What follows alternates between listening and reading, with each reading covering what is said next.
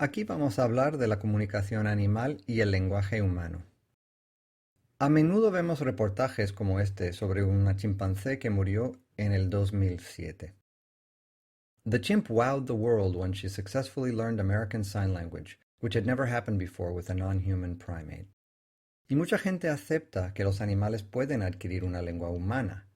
La realidad, sin embargo, es más complicada. Aquí vamos a diferenciar el lenguaje humano de la comunicación de otros animales. Nos encantaría si esto fuera verdad, como en este cómic, ¿no? Por lo menos a mí que tengo perro. Pero a veces sospechamos que la cosa va más como en este otro cómic, donde no se entera el perro de nada. En realidad, es cierto que los animales tienen sistemas de comunicación. Las abejas transmiten información sobre la dirección y la distancia, por ejemplo, de una fuente de comida. Pero el lenguaje humano tiene ciertas propiedades que en su conjunto no las tiene ningún sistema de comunicación animal. Vamos a hablar de estas propiedades y aquí pongo unos términos claves. La arbitrariedad, el desplazamiento, la articulación dual, la productividad, la prevaricación, la reflexividad, la creatividad y el uso de unidades discretas. Son propiedades que vemos en todas las lenguas humanas y que en su conjunto no vemos en ningún sistema de comunicación animal.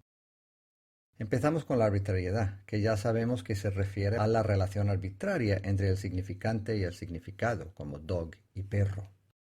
El desplazamiento se refiere a la capacidad del lenguaje para referirse a cosas lejanas en el tiempo o en el espacio. La articulación dual es un concepto un poco más difícil, pero un ejemplo nos puede ayudar un poco. Piensen, por ejemplo, en la palabra pato. Está compuesta por 4 elementos, 4 sonidos, la P, la A, la T y la O. De por sí, estos 4 sonidos no tienen significado, pero en combinación nos dan la palabra pato. Lo importante es ver que el sistema se organiza con 2 niveles. En este caso, un nivel de los sonidos que luego se combinan para darnos el nivel de la palabra.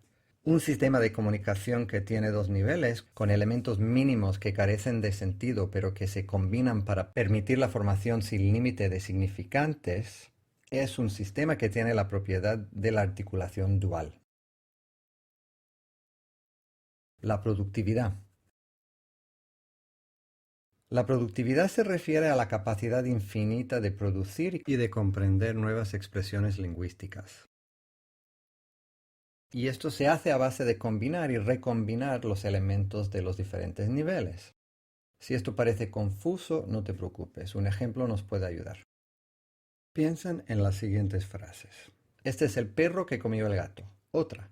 Este es el perro que comió el gato que comió el ratón. Este es el perro que comió el gato que comió el ratón que comió el queso. Vemos que yo voy formando una frase cada vez más larga, recombinando estructuras. De esta manera podemos crear una frase infinita y también podemos crear infinidad de frases distintas.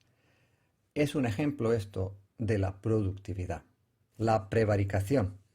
Este concepto es fácil, que se puede usar el lenguaje y de hecho se usa para engañar, para mentir. La reflexividad quiere decir que un sistema de comunicación puede referirse a sí mismo. O sea que podemos usar el lenguaje para hablar del lenguaje. Podemos decir cosas como ver es un verbo transitivo. La creatividad. En términos muy simples, quiere decir que el repertorio que producimos es mucho menos predecible de lo que se ve en el mundo animal. No nos limitamos a producir y a interpretar frases condicionadas por el ambiente externo inmediato. Podemos hablar de unicornios o especular sobre mundos imaginarios. Es la clave de la creatividad. El uso de las unidades discretas se refiere al hecho de que las lenguas humanas tienen elementos distintos, identificables como entidades discretas, que marcan diferencias. Por ejemplo, las palabras dos y tos no son simplemente elementos que no se pueden reducir más. Cada una tiene 3 unidades discretas, 3 sonidos, y que la diferencia entre la unidad D y la T marca la diferencia de significado entre estas dos palabras. Es nada más un ejemplo de los muchos que pueden ilustrar el concepto del uso de unidades discretas en el lenguaje humano.